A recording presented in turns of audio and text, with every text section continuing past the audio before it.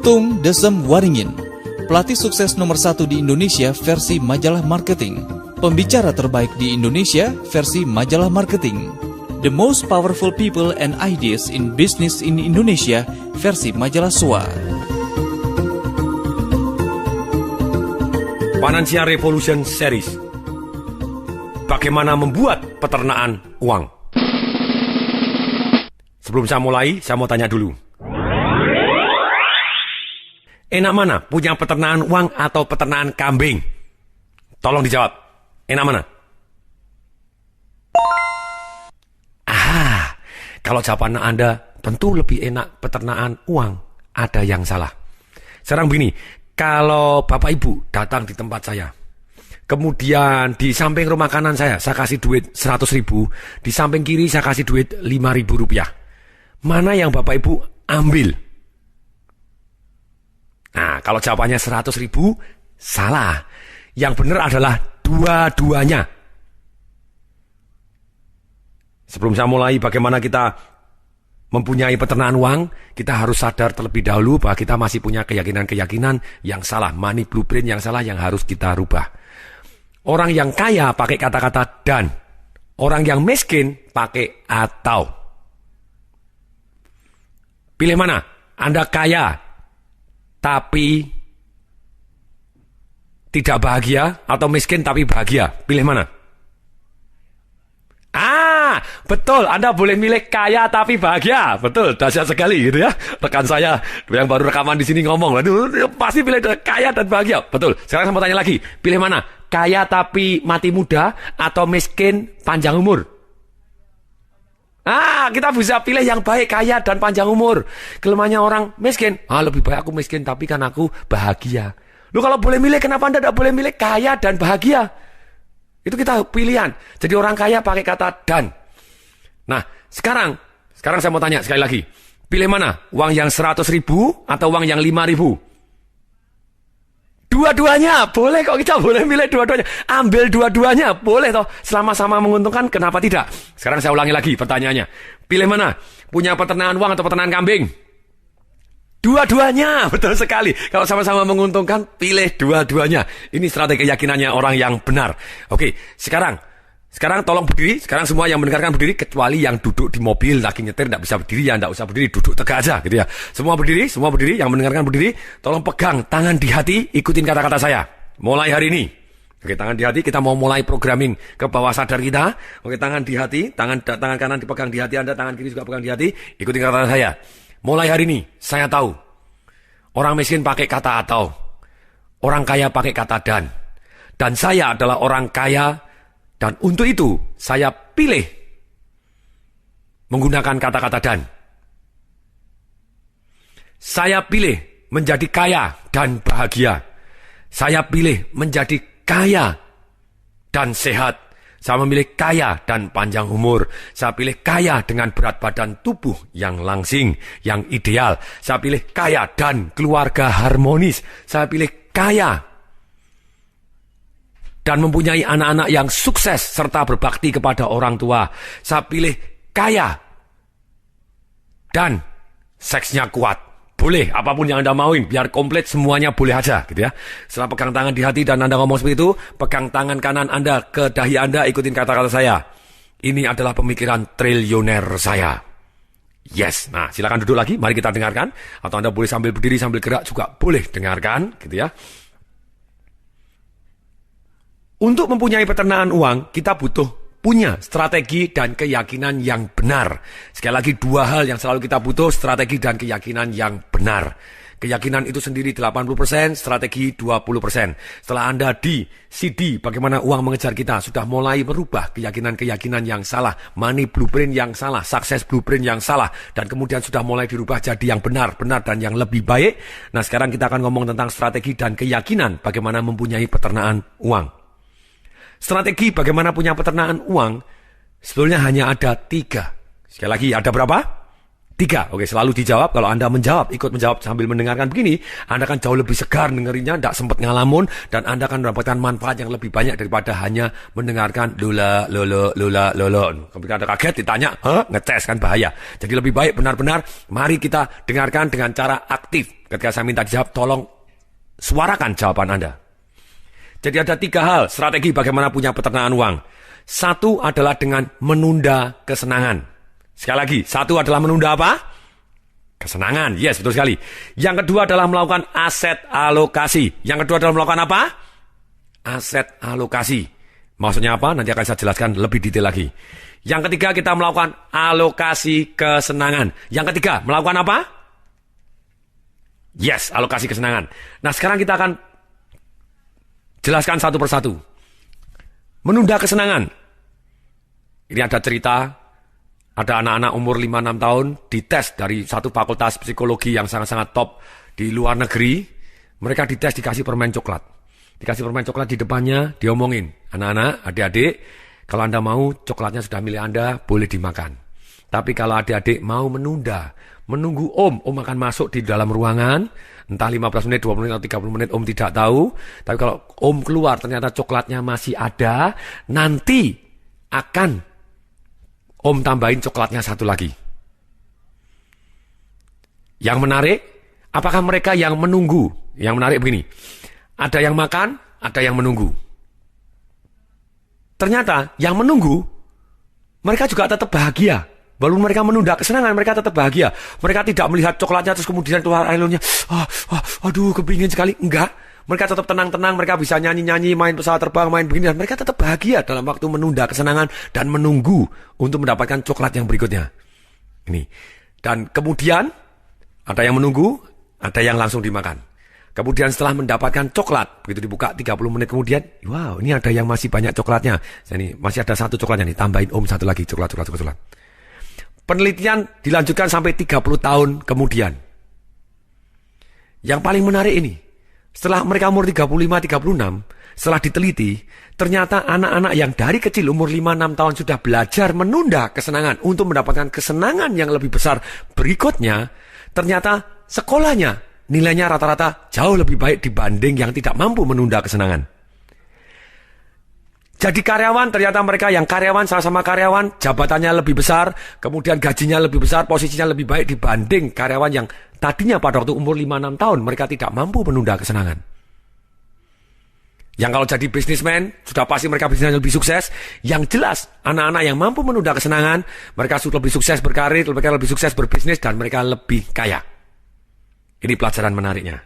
Menunda kesenangan. Untuk menunda kesenangan, kita harus mengenal satu yang namanya well style dengan lifestyle. Bedanya apa? Kebanyakan orang merasa kepengen sekali tampak kaya, mereka mengutamakan lifestyle, bukan well style-nya dia.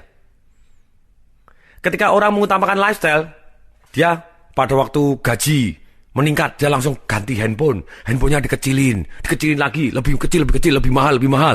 Sampai satu hari, handphone mana? Hilang. Loh kok hilang? Digadein karena tidak punya duit lagi.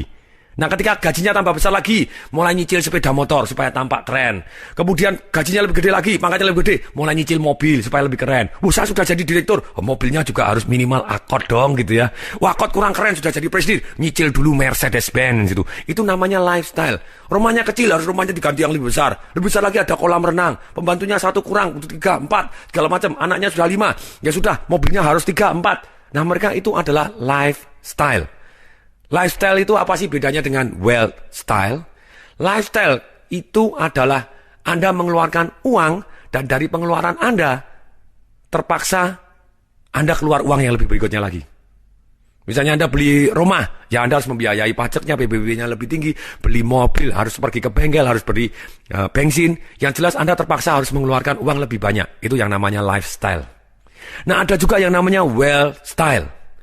Bedanya apa? Kalau lifestyle, begitu kita mengeluarkan uang tadi malah menghasilkan uang untuk kita. Jadi itu adalah gaya yang membuat kita benar-benar jadi kaya, bukan gaya yang membuat kita tampak kaya. Jadi wealth style, ketika saya masukkan misalnya investasi ke dalam beli rumah, rumahnya saya sewakan, ternyata Roma tadi menghasilkan uang setiap bulan untuk saya. Itu namanya wealth style.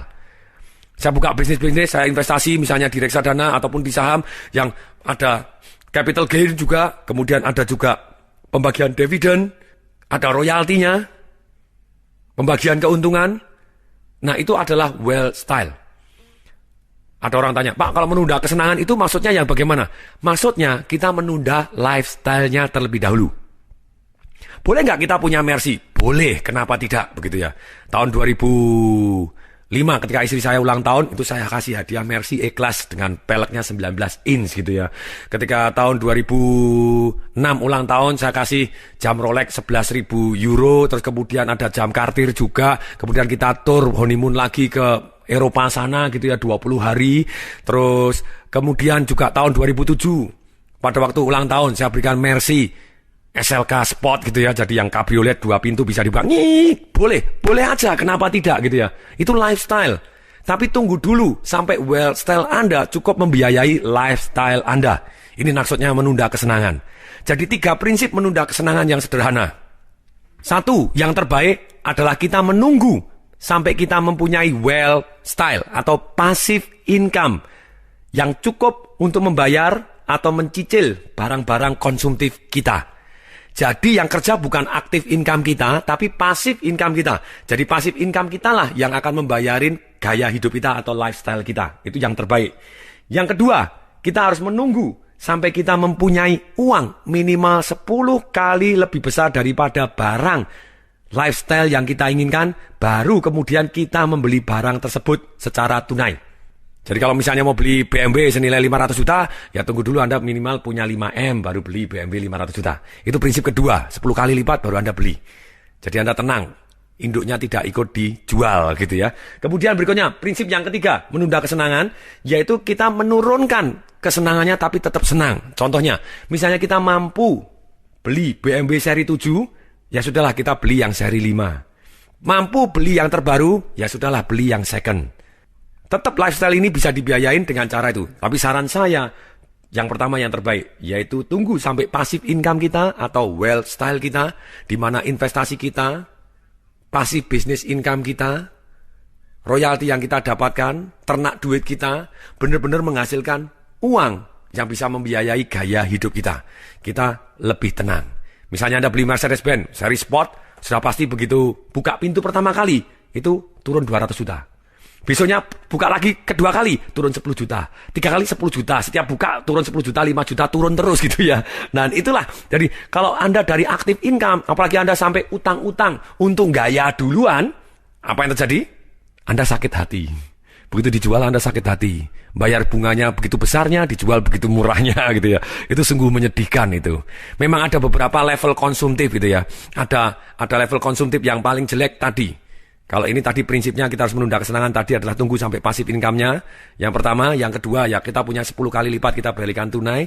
Yang ketiga adalah yang Anda menurunkan kadar kesenangan. Bisa beli seri 7, beli seri yang 5 begitu ya. Beli S-Class, beli yang E-Class. Tidak masalah, turunkan sedikit. Sisanya dikasihkan ke wealth style Anda atau pasif income Anda, ternak duit Anda.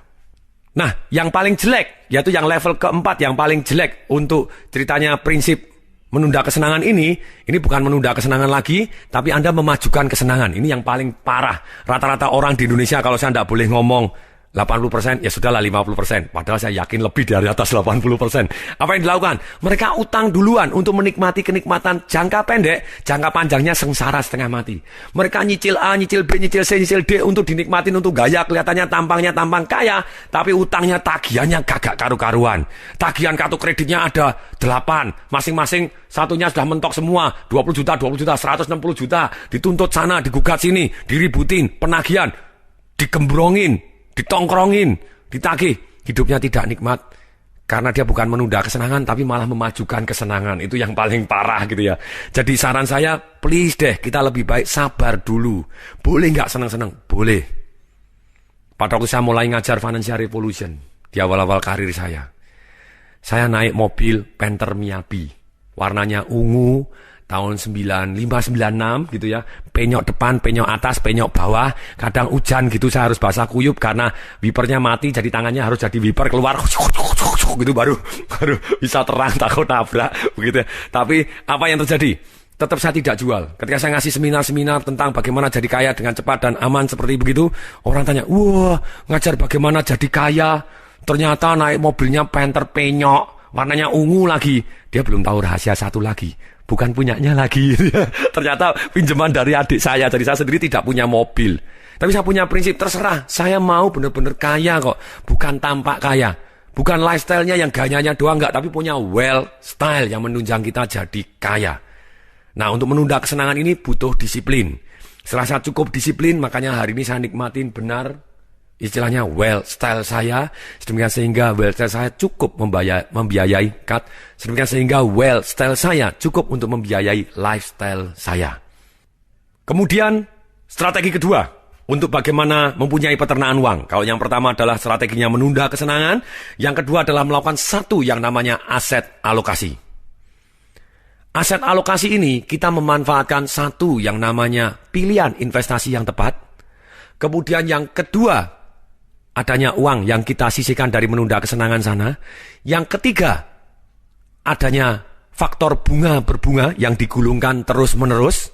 Tidak diambil hasilnya tapi digulungkan lagi. Yang keempat, adanya waktu. Waktu kita sudah punya. Pilihan yang tepat, kita bisa terus belajar. Bunga berbunga sudah ada dimanapun, serta uang, karena kita sudah menunda kesenangan maka kita punya. Jadi empat-empatnya kita sudah punya. Uang, investasi yang kita pilih tepat, yang bisa berbunga-berbunga. Yang ketiga, yang keempat adanya waktu. Makanya kita akan pasti kaya. Ini prinsip peternakan uang. Ada cerita ketika Albert Einstein pertama kali datang di Amerika, dan kemudian setelah dia berkeliling-keliling Amerika, kemudian mau pulang ke negaranya sebelum dia akhirnya pindah ke Amerika. Ditanya oleh wartawan di Amerika, Albert Einstein, apa yang paling kamu sukai dari Amerika? Jawabannya begini, saya suka keajaiban dunia yang ke-8. Wartawannya, what? Memangnya ada keajaiban dunia yang ke-8? Albert Einstein ngomong, saya 1-7 saya juga nggak hafal, tapi yang ke-8 saya tahu persis ada di Amerika. Apa itu? Bunga berbunga. Sebelumnya bagi yang agamanya tidak mengizinkan tentang bunga, saya juga bisa katakan bagi hasil yang tidak diambil digulung lagi. Boleh? Jadi kita bisa kok metode syariah yang menghasilkan income dari kita, tapi kita tidak ambil, kita gulungkan lagi. Itu samalah dengan bunga berbunga, tapi dengan bahasa yang berbeda, yang lebih sah. Karena ada prinsip yang berbeda juga di belakangnya antara bunga dengan prinsip bagi hasil gitu ya. Tapi dalam hal ini maksudnya apa? Ketika dapat bagi hasil, kita gulung lagi, gulung lagi, gulung lagi. Nah, keajaiban dunia yang ke-8 ini, contohnya misalnya, ada satu transaksi yang terbesar sepanjang sejarah.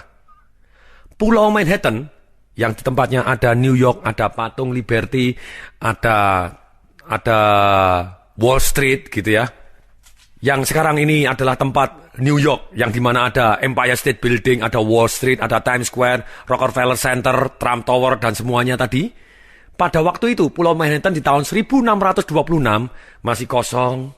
Dan kemudian ada satu transaksi. Dan transaksi tadi adalah senilai 24 US dollar saja. Waktu itu ditukar dengan manik-manik semuanya. Kalau dikurus dengan sekarang sekitar harganya adalah 24 US dollar. Oke, mari kita lihat. 24 US dollar, kalau misalnya itu dibungakan 8% dan diinvestasikan hingga tahun 2008, tidak peduli inflasinya berapapun, konsisten 8% setiap tahun, 24 US dollar dari tahun 1626, tidak ditambah 1 rupiah pun, 1 sen pun, 1 US dollar pun, maka di tahun 2008 dengan bunga 8% per tahun, dari tahun 1626 atau tepatnya 382 tahun kemudian, maka hasil investasi tadi mencapai hampir 500 triliun US dollar. Nah, kalau 500 triliun US dollar, maka hari ini satu pulau Manhattan, termasuk New York-nya, termasuk Empire State Building, termasuk Wall Street, termasuk Times Square, Rockefeller Center, Trump Tower, kita bisa beli cash keras, plus sak isi-isinya, sak komputernya, sak mobilnya, semua aset yang di sana bisa kita beli dengan tunai. Menarik? Sangat menarik gitu. Itulah yang namanya keajaiban dunia yang ke-8 versi Albert Einstein. Kalau kita memanfaatkan satu yang namanya bunga berbunga, investasi yang kita gulung tidak kita ambil, kita sabar dulu membesarkan angsa emas kita, supaya angsa emas kita banyak dan sehat-sehat, telurnya jadi tambah banyak. Kita gulung dulu, angsa emasnya tidak disembelih dulu, kita akan jadi kaya. Kelemahannya orang, mereka sangat-sangat kepingin mendapatkan emas yang lebih banyak, tidak nunggu telurnya, tidak telurnya diternain dulu, tidak dibuat menjadi angsanya lebih banyak, angsanya malah disembelih. Habis sak modalnya, habis sak pokoknya, dia tidak punya peternakan uang, kehidupannya dia jauh lebih sengsara. Wah Pak, kalau saya harus, masih ada orang yang protes. Wah Pak, kalau saya masih harus nunggu 382 tahun kemudian kan saya sudah mati duluan. Oke, saya ngomong lagi. Misalnya kita ngomong, nabung uang Rp 100 per bulan. Bisa? Bisa lah, nabung Rp100 per bulan, bisa. Kalau bunganya 25%, bunganya 25%. Karena unsurnya masih ingat, tadi sejumlah uang, kemudian ada bunganya, investasi yang melakukan bunga berbunga atau bagi hasil, kemudian ditambah lagi, digulung lagi. Yang berikutnya, adanya waktu, gitu ya. Ada uang, ada investasi, ada sistem bunga berbunganya atau bagi hasil yang terus digulungkan, yang kemudian ada waktu. Ada 4 hal ini kita bisa jadi kaya raya luar biasa. Semua orang bisa jadi kaya raya. Nah ternyata kalau kita nabung Rp100 per bulan dengan bunga 25% per tahun selama 50 tahun, uang yang kita keluarkan Rp100 per bulan, 1 tahun cuma Rp1.200. 10 tahun berarti 12.000, 50 tahun berarti Rp60.000. Kalau Rp60.000 ini kira-kira kalau dalam waktu tadi 50 tahun kira-kira jadi berapa? Aha, dengan efek bunga berbunga jadi Rp1.179.000.000. Itu duit Rp100 doang gitu ya. Nah kalau kita bilang, Pak saya tidak mau nabung lah, tidak mau nabung, saya 60.000 sudah ada di kantong, saya taruhin 50 tahun kemudian untuk warisan anak saya. Kira-kira jadi berapa? Kalau kita naruh duit 60.000 hari ini, kita biarkan bunga berbunga 25% setahun, dalam waktu 50 tahun, maka uang tadi akan menjadi 14.159.000. Padahal kita tidak nambahin apapun. Ajaib? Ajaib, makanya itu dikatakan oleh Albert Einstein, keajaiban dunia yang ke-8. Setuju? Setuju. Oke. Nah sekarang begini, ada orang masih protes lagi. Pak itu kan 50 tahun terlalu lama. Oke, kalau terlalu lama, loh Pak itu kan bunga 25% tidak ada. Kalau Anda bilang tidak ada ya tidak ada, kalau bilang ada ya ada. Investasi dalam beberapa tahun ini gitu ya, investasi saham di Indonesia itu bisa meledak luar biasa, bisa untung 1 tahun 50 sekian persen, ada kan? Bahkan reksadana yang saham juga belum pakai pajak segala macam gitu ya. Lupa deposito bank kan cuma di bawah bunganya sekian persen, bunga di bawah 6%, bawah 7%, bawah 8%. Itu masih kena pajak. Lu masih ada juga yang masuk ke investasi saham yang masih ada selama ini. Saya belum tahu aturannya sampai kapan. Tapi dalam hal ini kita masih ada kok jenis-jenis investasi yang bisa mendapatkan hasil lebih di atas 25% pun. Betul, kalau mau di atas 25% konsisten selama 50 tahun itu tidak mudah. Misalnya Warren Buffett itu investor yang sampai saat ini terbesar di dunia gitu ya. Sebetulnya dia hasil imbalnya bukan yang paling besar sepanjang sejarah. Dia sekian puluh tahun rata-ratanya itu adalah 23% per tahun. Jadi kaya raya nggak karu-karuan. Kemudian itu nomor 3. Yang nomor 2 adalah Peter Lynch. Peter Lynch itu kalau investasi dia rata-ratanya 27%. Juara dunianya investasi yang sekian puluh tahun. Itu adalah George Soros gitu ya. George Soros adalah sekitar 32% per tahunnya rata-rata. Walaupun terakhir dia pernah kena 2 miliar US dollar waktu Nasdaq anjlok. Tapi setelah dia pensiun, di total rata-ratanya pernah naik 100%, pernah turun, pernah segala macam semuanya. Tapi total rata-ratanya sepanjang sekian puluh tahun karirnya dia sebagai investor ataupun trader, ternyata betul-betul bisa menghasilkan rata-rata 32% per tahunnya. Itu yang luar biasa. Nah, ada orang tanya, Pak, tapi itu kan George Soros, kalau saya orang biasa kan saya tidak bisa dapat. Boleh, tapi saran saya begini, itu kan nabungnya cuma 100. Lah kalau Anda kepengen dapat duit banyak, ya tidak mungkin lah Anda cuma nabung 100 doang. Anda tahun ini mungkin 1 bulan nabung 100.000, tapi tahun depan bisa tidak Anda nabung 120.000, naik 20%. Tahun depannya lagi nabung lebih banyak lagi, atau investasi lebih besar lagi. Nah kalau itu yang dilakukan, walaupun bunganya naik atau turun, Anda akan jauh lebih kaya dibanding orang yang tidak menyisihkan dan investasi sama sekali. Sekarang kita tiba saatnya untuk belajar bagaimana prinsip aset alokasi. Ada beberapa cara gitu ya. Cara yang paling sederhana adalah minimal 10% untuk hari tua, tidak boleh diambil sama sekali. Masuk ke investasi yang aman.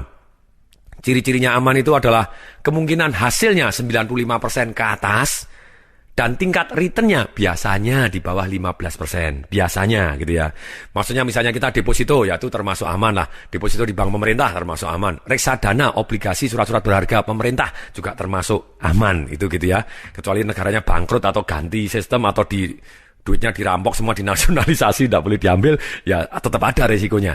Tapi lebih kecil dibanding obligasi dari perusahaan biasa ataupun dari saham gitu ya.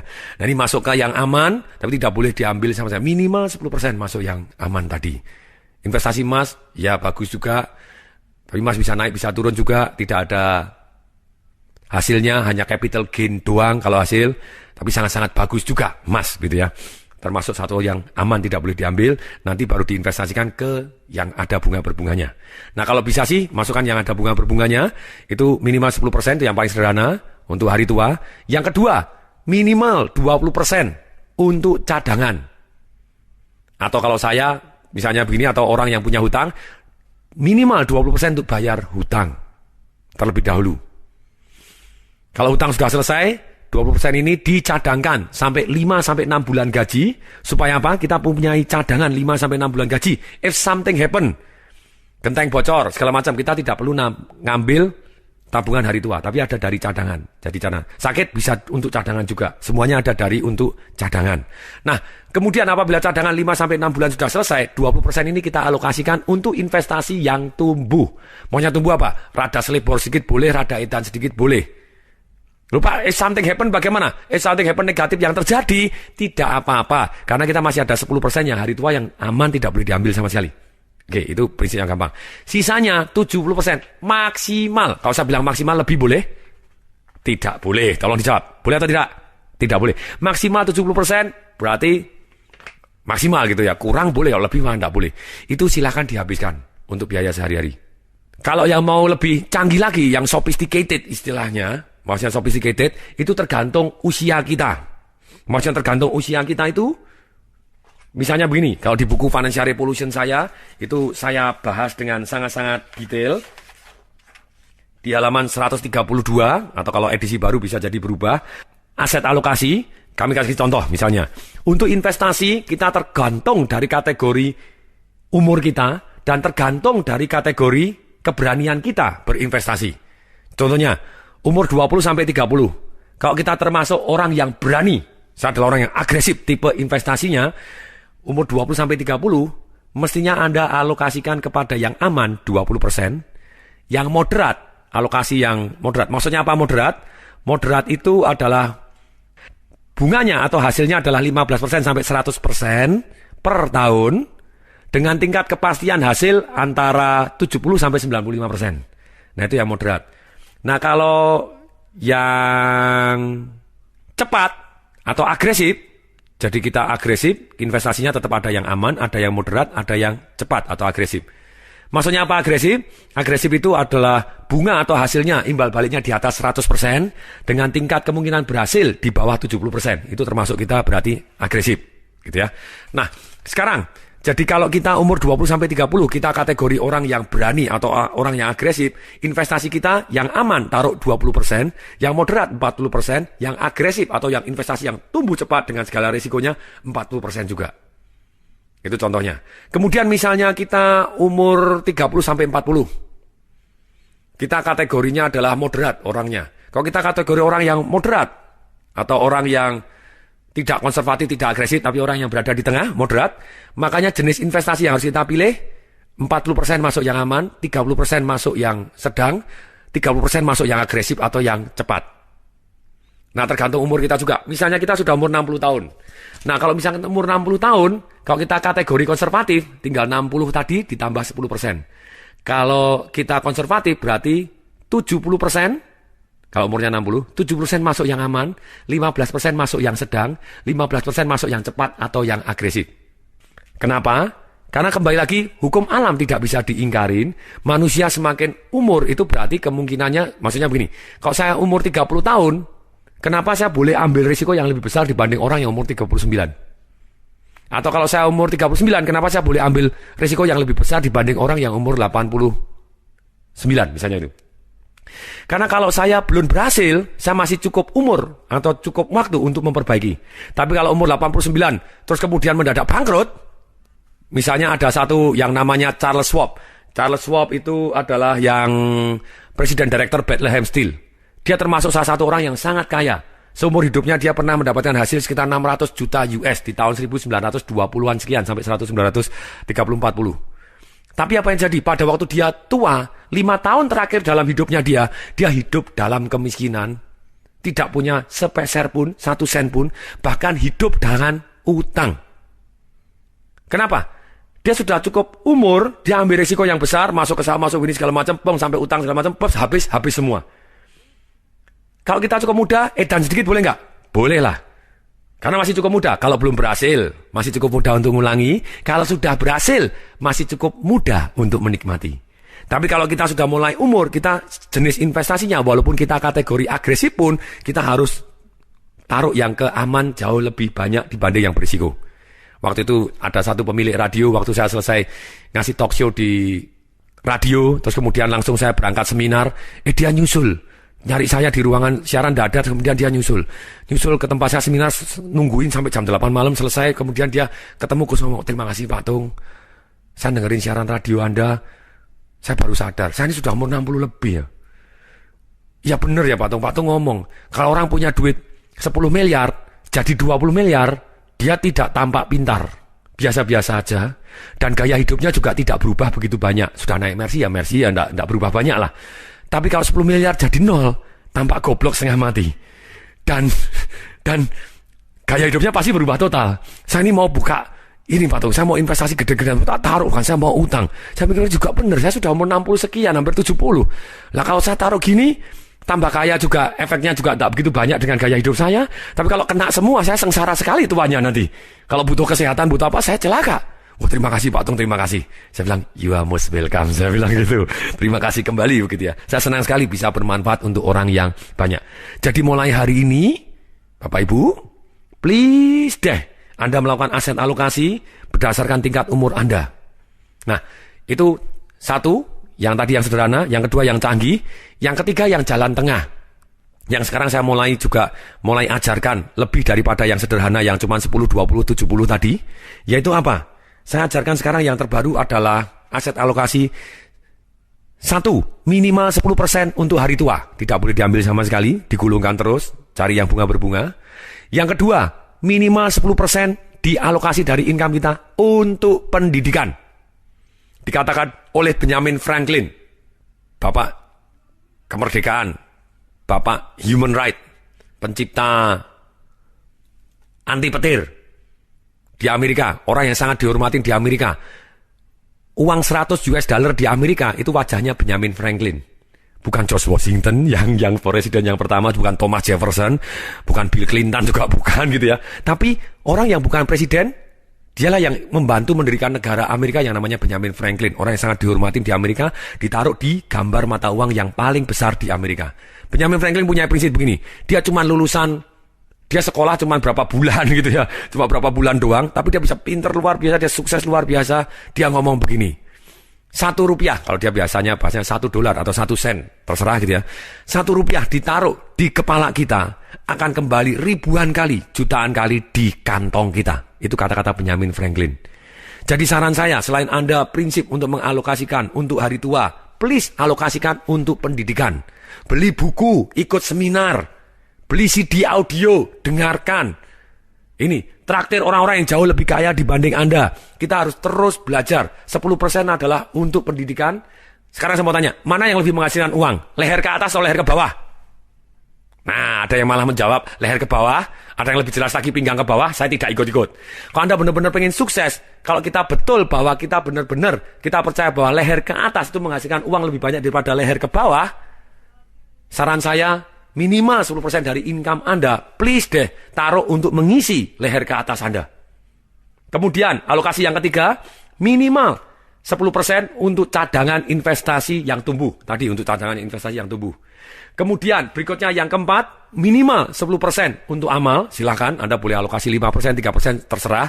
Tapi ini hanya saran saja.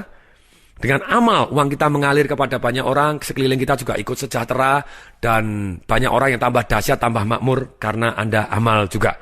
Berikutnya, yang kelima, minimal 10% Anda alokasikan untuk alokasi kesenangan, untuk bersenang-senang. Yang nanti kita akan bahas, prinsip ketiga dalam membuat punya peternakan uang.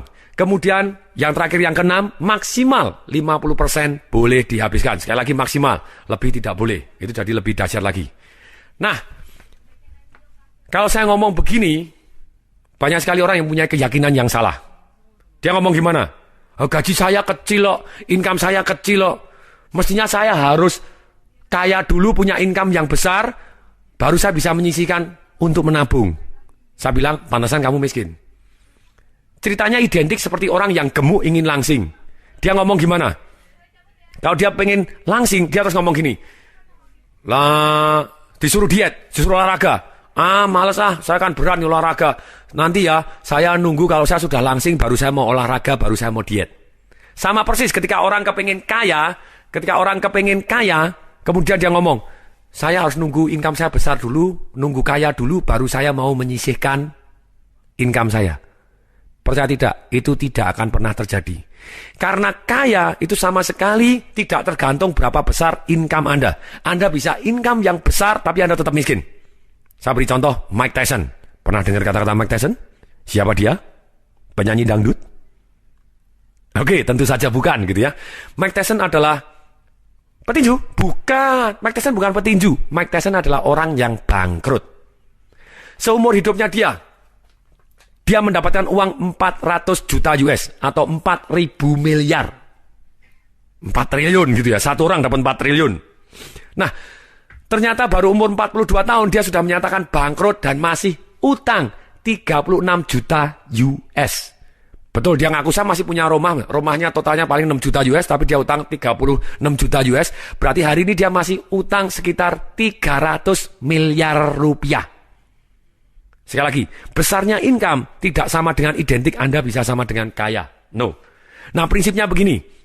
Ini adalah untuk mendidik habit. Sekali lagi, kalau Anda ingin merubah hasil menjadi konsisten, Anda harus mempunyai habit orang kaya. Kalau habit Anda habit orang miskin, dan keyakinan Anda orang miskin, walaupun Anda dikasih duit yang besar pun, dapat income yang besar, atau dapat lotre, dapat istri atau suami orang yang kaya, dapat warisan yang luar biasa, dalam waktu 3 tahun, 5 tahun, Anda kembali kiri. Karena kebiasaan Anda kebiasaan orang kiri. Nah sekarang, jadi lebih baik kita kalau kepingin kaya, maka kita nabung dulu baru kaya. Bukan kaya baru nabung. Karena dengan kebiasaan kita menyisihkan aset alokasi ini, gulungkan terus untuk hari tua kita, tidak peduli berapa besarnya income kita saat ini, Anda akan pasti jadi lebih kaya. Karena uang mendadak bekerja untuk kita. Dan kita punya peternakan uang. Janji, mulai hari ini Anda harus menyisihkan uang Anda, gulungkan terus, supaya bunga berbunga nggak karu-karuan. Janji? Jawab, oke, janji? Oke. Nah sekarang, alokasi untuk hari tua ini tidak boleh diambil. Sama sekali. Ada orang tanya, sampai kapan? Sampai kapanpun. Sekali lagi, sampai kapanpun. Lupa kayak uang hilang. Enggak seperti uang hilang. Seperti uang yang kita taruh dan akhirnya menghasilkan kita. Kapan boleh diambil? Ketika hasilnya saja. Wealth style kita ini cukup untuk membiayai lifestyle kita. Anda boleh ambil hanya hasilnya saja. Lah, ada yang tanya, Pak, kalau sesuatu hal terjadi, kemudian cadangan sudah habis, boleh nggak mengambil cadangan untuk hari tua? Tidak boleh. Lebih baik Anda hutang daripada ngambil tabungan dan tidak dikembalikan. Saya ngasih coach kepada banyak, termasuk ada satu saudara yang ketika saya di bank uangnya nabung ke tempat saya tabung, tidak boleh diambil, benar tidak boleh diambil. Ketika saya sudah keluar, saya kembalikan, malah diambil, habisin, celaka. Oh nanti saya bayar balik. Sampai hari ini juga tidak pernah dibayar balik. Ini, tapi kalau Anda utang, Anda terpaksa bayar gitu ya. Tapi tabungannya tidak diambil, Anda utang, enak mana? Anda utang punya duit atau utang tidak punya duit? Ayo tolong dijawab, enak mana?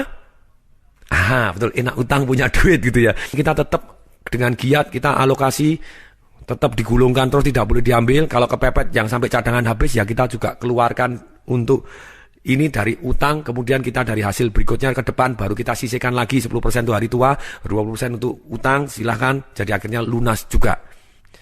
Yang kedua, keyakinan yang salah. Kalau yang salah tadi adalah uang saya sedikit maka saya harus nabung gimana, itu salah sekali. Sebelum saya bahas yang kedua, sebentar, saya bahas yang pertama terlebih dahulu, tadi lebih dalam. Kalau kita punya keyakinan yang salah bahwa uang saya masih kecil loh, maka saya tidak usah nabung, salah. Kalau orang uangnya besar, misalnya income-nya dia 1 miliar setiap bulan, minimal dia dengan sederhana saya nabung 10% aja. 10% sudah 100 juta. Tapi kalau income Anda cuma 1 juta, malah tidak nabung sama sekali, celaka. Mestinya Anda harus persentasenya lebih besar, sehingga ikat pinggangnya lebih kenceng, dan Anda bisa 20%, 200 ribu, baru Anda bisa jauh lebih cepat daripada Anda cuma 10%. Jadi mestinya semakin kecil income Anda, seharusnya semakin besar dana yang disisihkan untuk digulung, baru Anda secepat mungkin akan punya peternakan uang. Nah, keyakinan yang salah yang kedua dalam melakukan aset alokasi. Ada yang ngomong begini, percuma Pak nabung, nanti kena inflasi.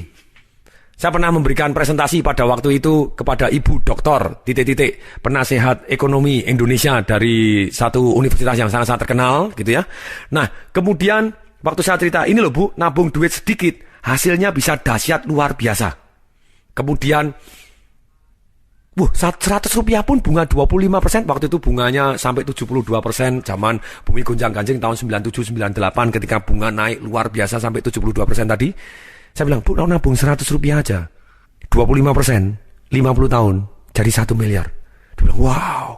Kemudian saya tanya, kalau 60 ribu aja kita taruh tanpa ditambahin, bunga 20%, jadi 14 miliar 159 juta dalam waktu 50 tahun. Dan wow, luar biasa ya. Saya biasanya ngeluarin duit handphone tidak peduli. Wah, betul juga ya, kekuatannya sungguh-sungguh sangat mengaku. Iya Bu, ini namanya keajaiban dunia ke-8, kata Albert Einstein. Saya tegaskan.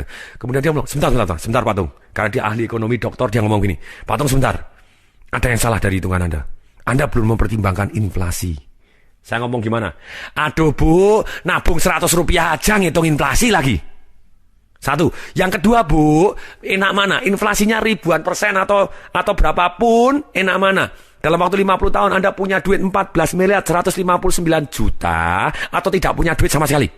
Nah ini kelemahannya orang tidak mau nabung, salah. Kalau adanya inflasi itu adalah bukan alasan kita untuk tidak mau nabung, tapi alasan kita untuk nabung lebih banyak, terus menambahin dan cari investasi-investasi yang lebih besar daripada inflasi. Itu alasan yang benar. Bukan untuk menghentikan kita, tapi untuk membuat kita jauh lebih bijaksana memilih jenis investasi, dan jauh lebih bijaksana setiap tahun kita tambahin lebih besar, setiap bulan kita tambahin, maka kita akan jauh lebih besar dari inflasi dan kita tetap menang daripada inflasi. Oke, contoh misalnya, saldo awal 5 juta, tiap bulan nabung 1 juta, asumsi bunga 14%. Dalam waktu 20 tahun, duit 5 juta yang ditambah 1 juta ini menjadi 1,39 miliar rupiah. Yang menarik, kalau kita nabungnya lebih awal 5 tahun aja, jadi 25 tahun. Duit yang 1,39 tadi sebetulnya sudah jadi 2,89 miliar. Jadi kalau kita telat 5 tahun, ruginya lebih dari 100%. Ada yang tanya kalau begini, aduh, kenapa kau nggak 5 tahun yang lalu Pak, saya dengerin CD Anda. Hoi. Saya beritahu, prinsip menanam pohon beringin itu yang paling bagus adalah 30 tahun yang lalu. Itu saat yang paling tepat, 30 tahun yang lalu. Nah, saat yang tepat yang berikutnya kapan? Sekarang. Sama persis sebelumnya prinsip berbunga nabung ini yang paling tepat kapan? Waktu Anda masih muda, masih umur 13-15, Anda sudah punya disiplin ini, tidak pernah diambil, gulung, Anda kaya raya luar biasa. Tapi kalau itu tidak, saat yang paling tepat kapan? Sekarang. Kapan? Oke, terima kasih sudah dijawab. Nah, kemudian berikutnya, ada yang lebih menarik lagi. Misalnya tadi, kalau kita nabungnya tadi, saldo awal 5 juta, setiap bulan kita tambahin 1 juta dengan asumsi bunga 14%, kita bukan 25% lah, 14% misalnya, ada reksadana, pendapatan tetap, atau campuran dengan saham, yang lebih aman, sudah kita bagi resikonya, begitu ya. Nah, kemudian, kalau misalnya tahun ini 1 bulan kita 1 juta, tahun depan dengan kenaikan gaji, dengan inflasi, mungkin tidak kita bisa nabung jadi 1.100.000. Mungkin? Mungkin gitu ya. Nah sekarang begini, kalau kita nabung 10% dari 1.100.000, tahun depannya kita nambah 10% lagi. Jadi 1.100.000 ditambah 110.000, jadi 1.210.000. Tahun depannya lagi kita nambah lagi 10% lagi, dan seterusnya, dan seterusnya, dan seterusnya setiap tahun. Apa yang terjadi? Uang 5 juta, kita tambahin 1 juta, 1 juta, 1 juta, 1 juta terus. Ternyata dalam waktu 25 tahun, uangnya jadi 5,83 miliar. Bayangin kalau ditambahin 10% aja, sudah 2 kali lipat dibanding kalau kita tetap 1 juta, 1 juta.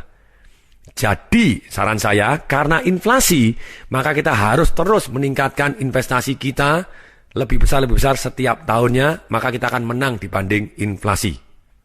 Ilustrasi cerita yang menarik tentang kejadian ini adalah ada satu rekan saya yang kerja di bank. Kita ngomonglah satu yang namanya, misalnya kasih nama Pak Tekun, yang satu Pak Zero. Ini plus minus kisah nyata yang ceritanya kemudian saya buat dramatisasi sehingga jauh lebih menarik, begitu ya. Ceritanya begini. Sama-sama mereka masuk di tahun 1978. Pak Tekun, karena dia mulai dari karir dari yang paling bawah, dia gajinya cuma Rp20.000 di tahun 78. Yang satu karena masuk langsung jadi level supervisor atau kelas wakil pemimpin pada waktu itu, gajinya sudah pasti 2 kali 3 kali lipat lebih besar daripada Pak Tekun ini, yang namanya Pak Zero. Apa yang terjadi? Pak Zero ganti mobil, nyicil mobil, nyicil rumah. Dia sebetulnya bukan orang yang jahat, dia amal luar biasa. Saya tidak melarang orang amal, sekali lagi, tapi ceritanya begini. Dia mempunyai lebih dari 20 orang, sekitar 24 orang yang menjadi tanggungannya dia.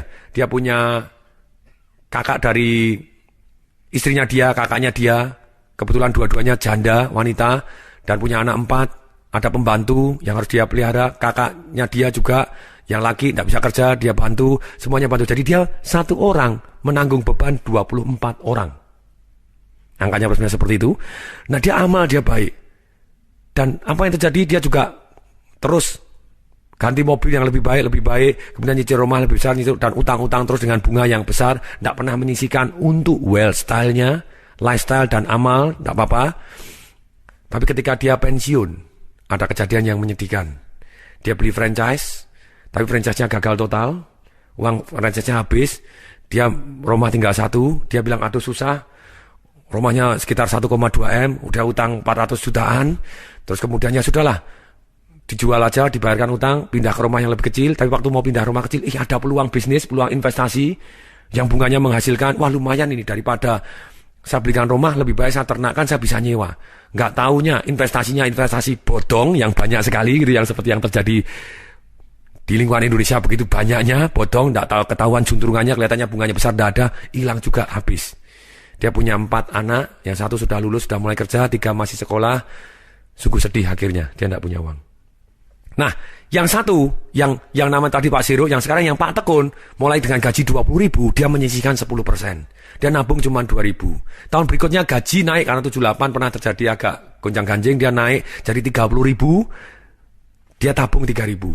Kemudian waktu gajinya dia 50.000, dia bukan nabung 5.000, bukan 10%, tapi dia nabung 20.000, berarti 40% dia tabung. Gulungin terus.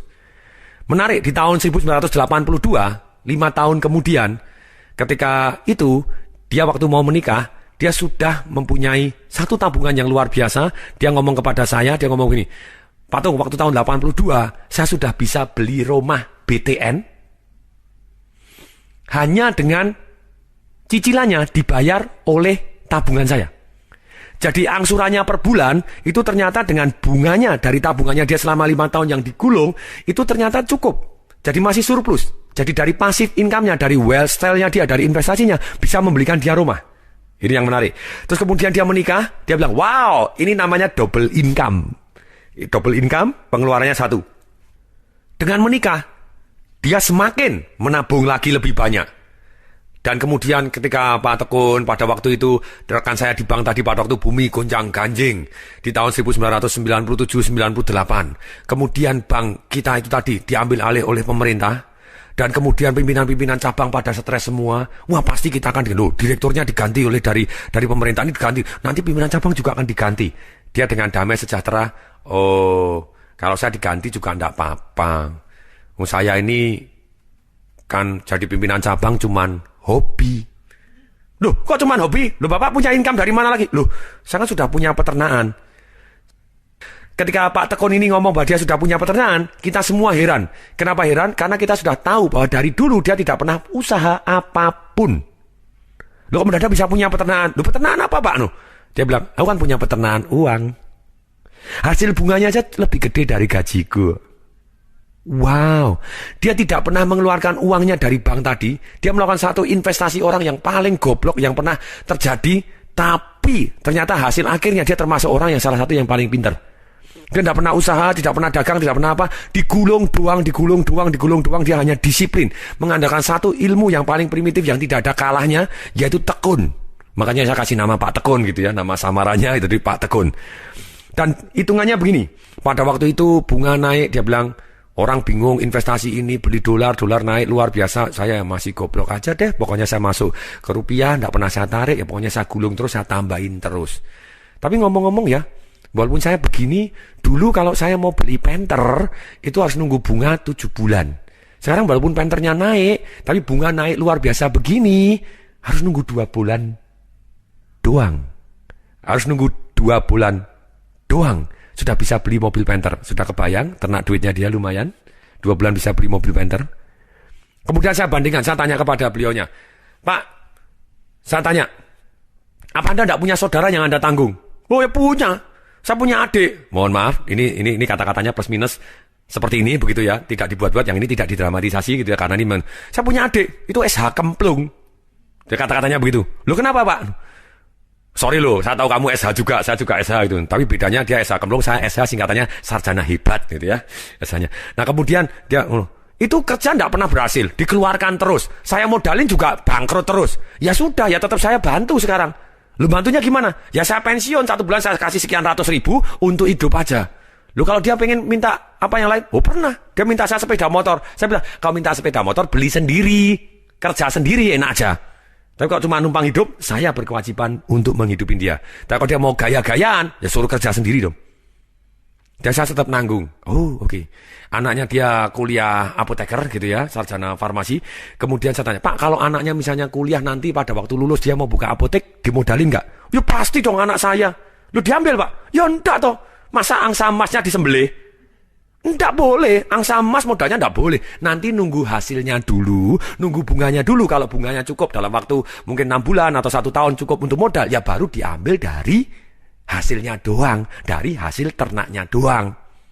Nangkep? Saya bilang, nangkep. Sekarang saya tanya kepada Bapak Ibu yang mendengarkan. Nangkep? Nangkep itu. Masuk akal? Masuk akal. Oke, sekarang semua please, tolong tangan kanan tepuk ke dahinya semua, tangan kanan tepuk dahinya, ikutin kata saya. Masuk akal. Nah, dengan kita belajar seperti ini, dengan Bapak Ibu ngikutin saya tangan ke atas, tepukan ke dahi, masuk akal, Anda kan jauh lebih ingat karena ada gerakan-gerakan yang aneh menurut Anda, tapi Anda kan punya cantolan. Harusnya masuk akal. Kalau tekun begini, saya gulung dulu, jangan sampai angsanya disembelih, ambil telurnya doang gitu ya. Semoga ini bermanfaat. Berikutnya, strategi ketiga untuk melakukan ternak duit, yaitu kita harus dengan sengaja melakukan satu yang namanya alokasi kesenangan. Loh kenapa ternak duit harus bersenang-senang juga? Karena begini, kesalahan orang dalam mengelola uang ada 2 macam saja. 1, begitu borosnya, sampai akhirnya tua sengsara, utang-utang terus di depan untuk kenikmatan jangka pendek, sengsara jangka panjang, kenikmatan di depan, gaya dulu di depan, tapi mati belakangan karena nyicil bunganya nggak karu-karuan. Yang kedua, kesalahannya kebalikannya dari yang boros, yaitu apa? Mereka pelit melilit, gutil mentitil, ngeret kecerit. Mohon maaf ini bahasa Jawa gitu ya. Maksudnya ngirit kecerit itu mohon maaf gitu ya. Anda saking ngiritnya sampai berak di celana itu namanya kecerit itu ya. Supaya Anda ingat seumur hidup. Saya sengaja menggunakan bahasa-bahasa seperti ini supaya Anda ingat seumur hidup. Sebenarnya kalau kita sudah disiplin menunda kesenangan dan disiplin melakukan aset alokasi, sudah layaknya kita mengalokasikan kesenangan. Kalau tidak, kalau kita tidak mengalokasikan uang kita untuk bersenang-senang, ketika kita mempunyai prinsip yang salah, berarti kita harus ngirit-ngirit terus. Sebenarnya pada waktu orang yang ngirit sekali atau pelit sekali, tidak pernah menikmati kesenangan dari uangnya, sebenarnya dia mati sebagai orang miskin. Tidak pernah nikmatin, mati sebagai orang miskin. Toh. Dia walaupun punya duit banyak, dia sebenarnya mati sebagai orang miskin. Jadi, inilah yang dianggap orang yang namanya mendewakan uang dan menuhankan uang, jadi uangnya cuma disembah-sembah supaya nambah, tidak pernah dimanfaatkan untuk amal, tidak pernah dimanfaatkan untuk kebaikan diri sendiri dan orang banyak, begitu ya, tidak pernah dinikmatin oleh orang lain juga. Nah, sungguh sangat-sangat menyedihkan orang-orang yang seperti ini kehidupannya. Dia akan terus dalam kondisi status miskin karena tidak pernah memanfaatkan uangnya untuk lifestyle-nya dia. Nah, sekarang begini, caranya bagaimana? Caranya begini. Kalau kita misalnya kasih waktu, kalau kita sudah disiplin 3 bulan minimal, boleh 6 bulan, boleh setahun sekali, tapi minimal 3 bulan ketika kita sudah disiplin melakukan aset alokasi dan menunda kesenangan, 10% yang kita alokasikan untuk kesenangan tadi, kita ngumpul sudah dapat duit 30% selama 3 bulan atau 60% selama 6 bulan, langsung diambil untuk dihabiskan, dinikmatin. Oh, saya pengen beli barang ini, boleh nggak? Saya pengen beli barang ini, boleh nggak? Boleh. Selama masih dalam itu boleh. Malah saran saya harus. Jadi hidup Anda so good. Benar-benar enak. Saya pernah dengan istri saya. Waktu itu saya alokasi waktu juga alokasi uang untuk kesenangan begitu ya. Termasuk untuk anak-anak saya di tahun kapan tuh 2004. Waktu itu masih 1 bulan itu minimal 2 hari saya berikan untuk keluarga saya gitu ya. Nah kemudian waktu itu April sama Mei saya gabung. Akhir April sama awal Mei, jadi 4 hari. Saya sudah alokasi uang, saya sudah disiplin melakukan tertib. Kemudian saya ngomong kepada istri saya, yuk kita pergi yuk ke Anyer. Nih, kamu yang cari ya, jangan nih. Kalau istri saya cari, oke. Oh ini ada hotel nih, hotel yang paling bagus. Oke. Wah, harganya sekian. Oke, terus kemudian dia, tapi uangnya masih sisa banyak itu. Uangnya sisa banyak. Ya masuk ke Presiden Suite. Loh, tapi Presiden Suite itu 1 malam 3,6 juta loh. Loh ya enggak apa-apa, dinikmatin. Cukup enggak uangnya? Masih cukup. Ya sayu. Nah ini namanya menikmatin hidup gitu ya. Jadi ketika saya disiplin melakukan aset alokasi, saya juga menikmati yang saya suka. Saya senang keliling ke luar negeri, saya senang tinggal di hotel-hotel yang terbaik di dunia, saya tinggal di Ritz-Carlton di Bali, melakukan talaso yang begitu indahnya, yang terbaik di dunia, ternikmat di dunia misalnya. Keaman jiwa, satu hari, 1 malam itu sudah 8 juta sendiri. Tapi programnya begitu menariknya begitu ya. Kemudian pagi-pagi, bangun pagi jam 4, langsung pergi ke Borobudur. Kita melihat matahari terbit di atas Borobudur. Oh, so beautiful. Kekayaan alam di Indonesia yang luar biasa, warnanya biru, indah, ada bukit-bukitnya. Luar biasa sekali. Kemudian sudah selesai, turun, lihat matahari terbit, makan pagi. Kemudian dijemput pakai gajah. Jadi kita naik gajah. Bukan 5 menit gitu ya, 1,5 jam menyusurin sungai gitu ya, dengan keluarga saya, dengan anak saya, dengan istri saya menyusurin sungai, kemudian terus menyusurin sungai, masuk ke sawah, masuk ke kampung, sampai akhirnya kembali ke hotel gitu ya. Jadi kita nikmatin, benar-benar nikmatin something yang orang lain mungkin tidak rela untuk menikmatin. Saya rela dan saya senang ketika saya sudah melakukan aset alokasi. Demikian juga untuk amal, Anda harus amal. Dan kalau kita sudah alokasikan, kita amalnya jauh lebih damai. Dan kalau Anda semakin banyak amal dalam proporsi yang tepat tadi, kenapa proporsi tepat dan tidak tepat? Manusia ada panggilannya sendiri-sendiri.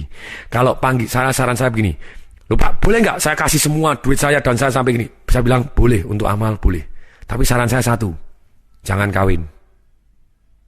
Kalau Anda punya anak, Anda punya orang tua, Anda punya istri, punya suami, sebenarnya tanggung jawab Anda panggilannya berbeda dengan orang yang benar-benar fokus mencurahkan diri untuk masyarakat 100% tanpa harus memikirkan keluarganya. Kalau panggilan Anda seperti Mother Teresa, seperti apapun, Anda tidak perlu menikah, tidak perlu punya anak.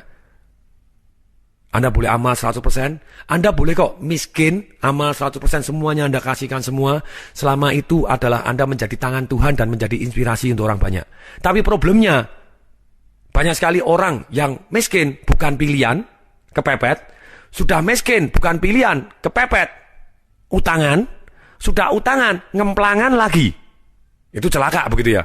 Jadi saran saya tidak melarang Anda amal 100%, saya doakan kalau Anda amal 100%, bahkan saya bisa membantu Anda, kehidupan keluarga Anda juga begitu ya. Untuk membantu, saya juga sering kali membantu orang. Tapi dalam hal ini, benar-benar kita pilih secara sadar. Boleh kok kita memilih satu sisi yang berbeda, yaitu kita menjadi kaya raya dan menjadi tangan Tuhan. Dan kita kaya raya, kita amal jauh lebih banyak dibanding pada waktu kita miskin. Jadi kita tetap amal, mulai dari awal kita punya tetap kita sisihkan, tapi di dalam kekuatan kita. Tidak boleh sampai mengganggu amal kita, mengganggu diri kita. Karena kita tetap harus bertanggung jawab terhadap diri kita terlebih dahulu, baru kita bisa sosial jauh lebih baik. Sekali lagi ini pilihan, saya tidak memaksa Anda. Kita boleh memilih jadi miskin tapi menjadi inspirasi orang banyak. Dan kita boleh memilih kaya menjadi tangan Tuhan yang menjadi lebih baik, menyentuh orang lebih banyak, amal yang lebih banyak. Jadi saran saya, apapun pilihan Anda, tekunin dengan baik. Tapi kalau Anda memilih jadi miskin, amal semua 100% boleh. Tapi saran saya satu, jangan menikah karena anak Anda masih butuh sekolah juga, masih butuh kesehatannya juga, masih butuh segala macam banyak. Nah, di akhir CD yang kedua ini, bagaimana kita punya peternakan uang, saya minta selesai mendengarkan CD ini, tulis. Sekali lagi, tulis. Sekali lagi apa? Tulis, oke. Tulis, yaitu berapa persen dari income Anda yang akan Anda alokasikan. Sekian persen untuk sekian persen untuk ini, sekian persen untuk ini. Kemudian Anda bisa melakukan dengan cara memisah di tabungan. Tabungannya dipisah di sendiri-sendiri. Kemudian Anda juga bisa tabungannya sama tapi dialokasi, di catatannya yang dibedakan. Jadi Anda boleh pakai cara Anda masing-masing. Yang paling penting disiplin. Kalau Anda bilang, Pak, saya tidak punya duit untuk ditabung segala macam, saya bilang lebih baik Anda mulai nabung 100 rupiah per hari. Bisa? Jadi pakai kaleng aja. Pokoknya ini hari tua 100 rupiah. Yang ini untuk pendidikan 100 rupiah. 100 rupiah aja. Biasakan. Itu hanya sekedar melatih pikiran bawah sadar kita sampai kita mempunyai habit. Sampai kita punya income yang lebih besar. Kita otomatis tetap terus naruh ke dalam kaleng-kaleng kita. Yang mungkin sudah bukan kaleng lagi, sudah berupa rekening bank, mungkin sudah bukan rekening bank lagi, mungkin sudah investasi Anda di reksadana, di saham, segala macam, mungkin sudah masuk ke dalam bisnis-bisnis Anda, atau properti Anda, atau integrated resort Anda, untuk investasi-investasi seperti itu. Tapi dalam hal ini kita tetap harus mulai dari sekarang. Semoga bermanfaat. Saya Tung Desa Maringin mengucapkan salam dahsyat. Informasi seminar atau pelatihan untuk meningkatkan motivasi, sales, dan marketing perusahaan, Anda bisa menghubungi nomor telepon 021 547 6677, 021 547 6677, 021 547 6677, atau klik di www.dahsyat.com.